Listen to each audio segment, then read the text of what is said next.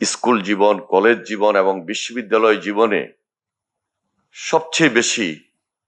Active work করার মাধ্যমে আমি বিশ্ববিদ্যালয়ের আমার ডিপার্টমেন্ট পাশ করে কোনো বিশ্ববিদ্যালয়ের শিক্ষকও হতে পারতাম, কিন্তু পারিবারিক কারণেই হোক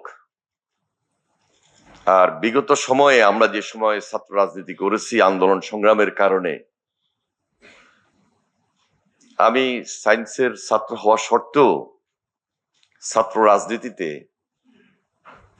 স্কুল জীবন, কলেজ জীবন এবং বিশ্ববিদ্যালয় জীবনে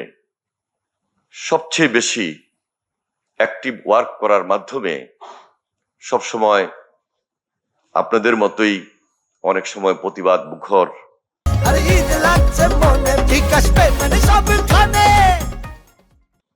বা কথাবার্তা, আলোচনা, মত বিনিময়, মিছিল, মিটিং, এভাবে আমাদের ছাত্র রাজনীতিটা গড়ে উঠেছে। একজন রাজনীতিবিদ তিনি সকল বিষয়ে বিশেষজ্ঞ হন, সেটা প্রাণী সম্পদ বা মৎস্য মন্ত্রণালয় হোক, পানি সম্পদ মন্ত্রণালয় হোক,